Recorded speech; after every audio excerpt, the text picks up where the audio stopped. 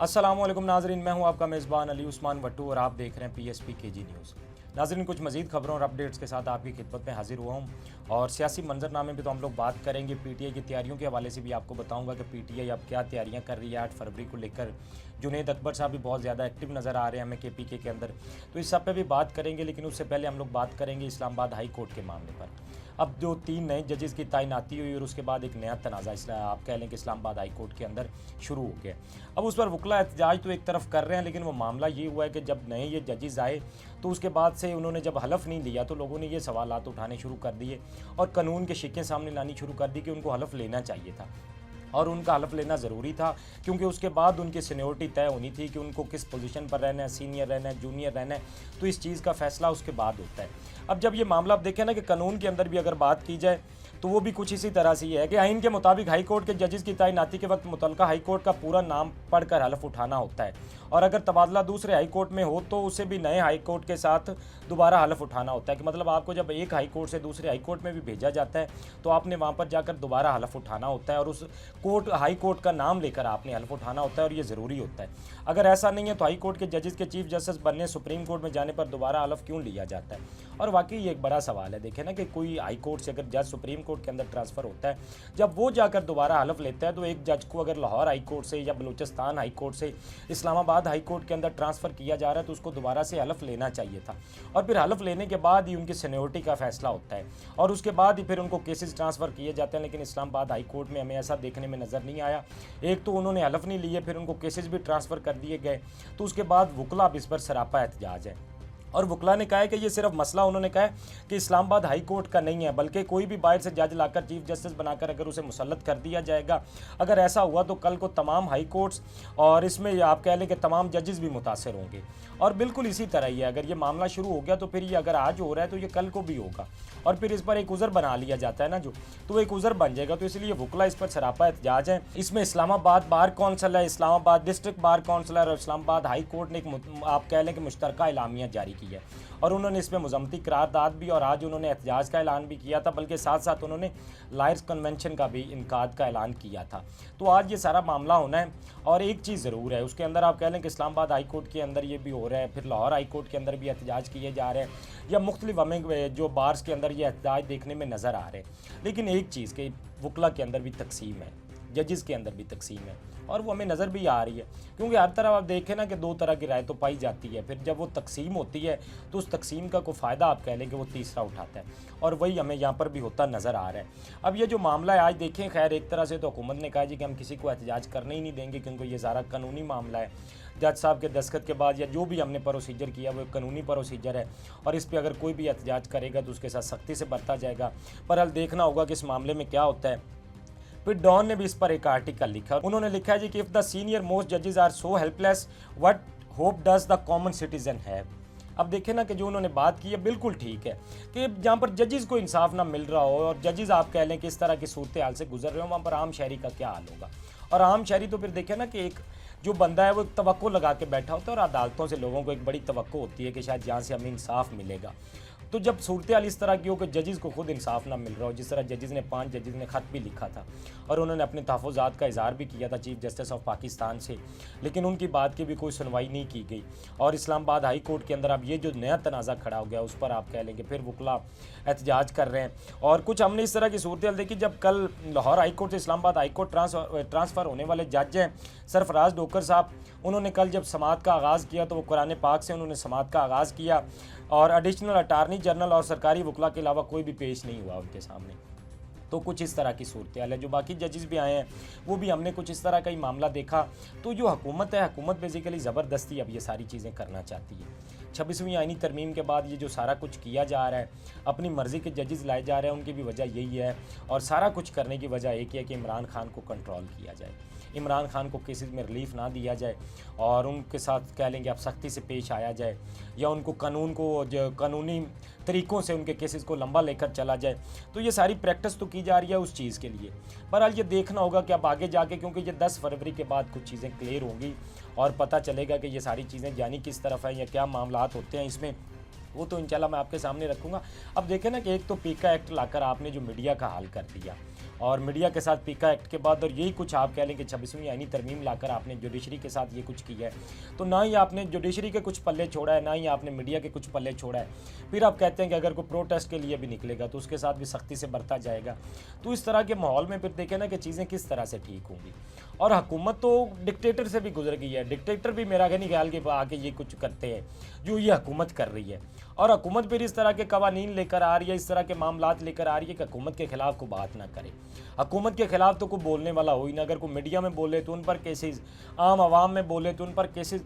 तो कुछ इस तरह की सूरत हाल बना दी गई है। बहरहाल ये देखना होगा आगे चल के इसमें क्या कुछ होता है। इंशाल्लाह वो भी तफसीलात मैं आपके सामने रखूँगा। अभी थोड़ी सी हम लोग बात करते हैं पीटीआई की तैयारी के हवाले से। अब ये नहीं मैं कहता हूँ कि पीटीआई ने तैयारी मुकम्मल कर लिया, लेकिन हाँ कहीं ना कहीं उनकी ये तैयारी चल रही है और 8 फरवरी के हवाले से मुकम्मल तैयारी कर रहे हैं। खान साहब ने भी कहा था कि यौम स्याह मनाना है उन्होंने, तो इस हवाले से जुनेद अकबर साहब की अगर बात की जाए तो बहुत ज़्यादा एक्टिव नज़र आ रहे हैं। केपीके के अंदर कल भी उन्होंने मुख्तलिफ इजलास बुलाए और एक ही दिन के अंदर पता नहीं उन्होंने कितने इजलास बुलाए और लोगों के साथ वो मीटिंग्स कर रहे हैं। मुख्तलिफ लोगों के साथ MNS को बुलाया जा रहा है, पार्टी अहदेदारों को बुलाया जा रहा है और उनके साथ मीटिंग्स की जा रही हैं। अगले प्लान अपने जो है वो बनाए जा रहे हैं। और एक और बात खान साहब ने जो कही थी और वो थी जुनेद अकबर साहब को सबने बैक करना है। और उन्होंने कहा था कि जितने भी लीडरान हैं, अली अमीन गंडापुर हो, उमर अयूब हो या बाकी जितने भी पीटीआई के लीडरान हैं, उनको उन्होंने कहा था कि जुनेद अकबर को आपने बैक करना, और वो हमें नज़र भी आ रहा है। कल हमने देखा कि उमर अयूब साहब भी उनके साथ थे और अली अमीन गंडापुर भी उनको सपोर्ट करते नज़र आते हैं। शायद खटक साहब कल उनके साथ थे और अगर हम बात करें मीना अफरीदी उनके साथ थे। तो ये सारे लोग कहीं ना कहीं उनको बैक कर रहे हैं, उनके साथ ज़रूर खड़े हैं। और फिर जुनेद अकबर साहब जो है वो अपनी भरपूर किस्म की तैयारी भी कर रहे हैं और साथ ही साथ उन्होंने कहा है कि अगर हमारे साथ कोई हमारे लोगों के खिलाफ को क्रैकडाउन भी किया गया तो उस पर भी उन्होंने अपनी हिकमत अमली शेयर की है। अब चीज़ एक ये है कि अगर पीटीआई जिस तरह से सारा प्लान कर रही है, ऐसे में आईजी भी तब्दील कर दिया गया और आईजी तब्दील के बाद अगर हो सकता है कि गवर्नमेंट की जानिब से कोई क्रैकडाउन भी किया जाए, क्योंकि ये हमेशा होता है पीटीआई जब भी कोई एहतियाज की कॉल देती है या कुछ तरह का प्लान करती है तो फिर पीटीआई के लोगों के लिए मुश्किलात बहुत बढ़ जाती हैं। फिर उनको ख़ुद को महफूज भी रखना होता है, साथ साथ उनको ये सारी चीज़ें भी करनी होती हैं। आप कह लें कारकुनान के साथ भी मिलना जुलना और ये सारी चीज़ें, तो इसलिए पीटीआई के लिए बड़ी सारी मुश्किलात हो जाती हैं। लेकिन बहरहाल जुनेद अकबर साहब ने ये सारे प्लान दिए हैं। उन्होंने कहा कि अगर कुछ इस तरह का होगा, और बल्कि उन्होंने तो कहा था कि अगर मेरी गिरफ्तारी होती है तो उन्होंने एक प्लान दिया था कि हमने किस तरह से रोड्स को ब्लॉक करना है, हमने क्या कुछ करना है। तो पीटीआई अपनी एक तैयारी करती नज़र आ रही है। फिर जिस तरह मैंने आपको बात की कि शायद खटक या मीना अफरीदी ये उनके साथ तो ज़रूर है, लेकिन इनके खिलाफ भी एक कंपेन चलाई जा रही है और वो पार्टी के अंदर चलाई जा रही है।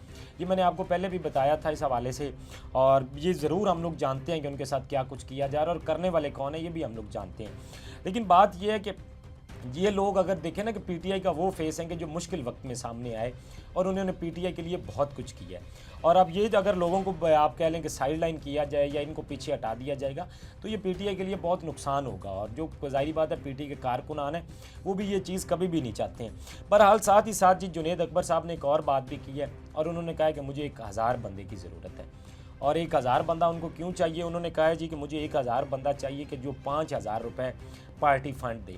और ये आप कह लें कि उन्होंने केपीके से कहा या ओवरऑल कहा, लेकिन उन्होंने कहा जी कि मुझे 1000 बंदा ऐसा चाहिए जो पार्टी फंड के लिए 5000 रुपये दे। और उससे उन्होंने कहा जी कि सारे मामलात हल हो सकते हैं, हमें किसी से भी कोई फ़ंड नहीं लेना पड़ेगा।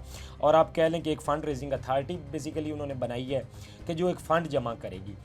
और उन्होंने कहा है जी कि अगर ये सारे लोग पैसा दें तो फिर हमें किसी से कोई पैसा लेने की ज़रूरत नहीं पड़ेगी और जो भी सारे हमारे मामलात हैं वो इसी से ही हल हो जाएंगी।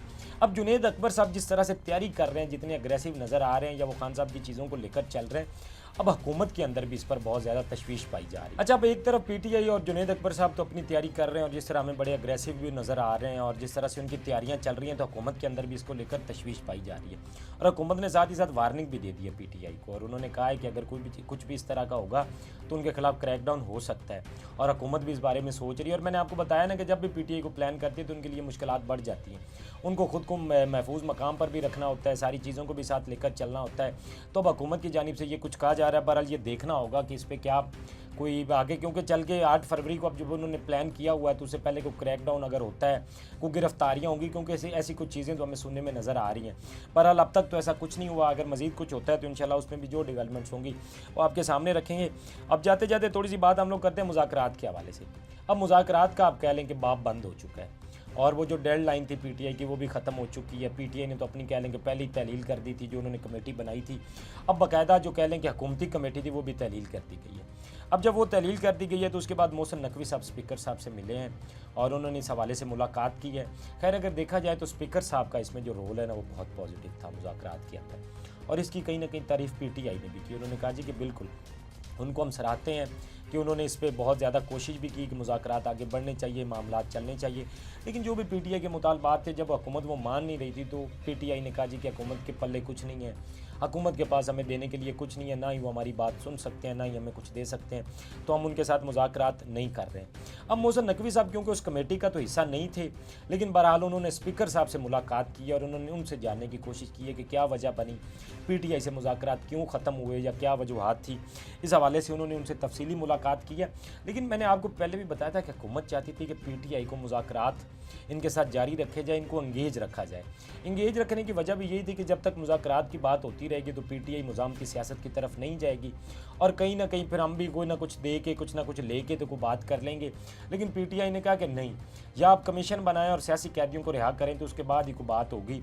अब जब हुकूमत ने वो नहीं किया तो ज़ाहिर बात है पीटीआई अपनी मुज़ामती सियासत की, जिस तरह मैंने आपको बताया, वो तैयारी कर रही है और हुकूमत खैर अपनी तरफ से तैयारी कर रही है। तो बहरहाल ये देखना होगा कि आगे चल के क्या होता है या क्या मामलात बनते हैं।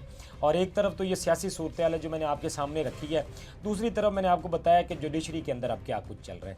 और जुडिशरी वाले मामले पर तो देखा जाए तो खैर ये खान साहब ने पहले ही कुछ चीज़ें, जिस तरह वो खान साहब ना वक्त से पहले ही कुछ चीज़ें बताते रहते हैं और हमने देखा है कि वक्त आने पर वही कुछ ही होता है जिस तरह वो बताते हैं या बात करते हैं।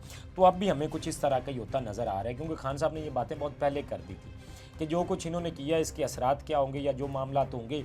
और वो जुडिशरी के अंदर हम लोग देख भी रहे हैं कि क्या कुछ हो रहा है या जिस तरफ मामलात जा रहे हैं। बहरहाल फिर भी हम एक अच्छे की उम्मीद करेंगे और यही दुआ करेंगे कि आने वाला वक्त पाकिस्तान के लिए अच्छा हो और ये जो भी मामलात चल रहे हैं कुछ इस तरह का हल निकले ताकि चीज़ें आगे बढ़ सकें और कुछ पॉजिटिव चीज़ें हो सकें। आप भी अपने फीडबैक से हमें ज़रूर आगाह कीजिएगा। अब तक के लिए इतना ही। अपने मेज़बान को दीजिए इजाज़त। अल्लाह निगहबान। इस तरह की और वीडियोस देखने के लिए सब्सक्राइब कीजिए हमारा चैनल और देखते रहिए PSP KG न्यूज़।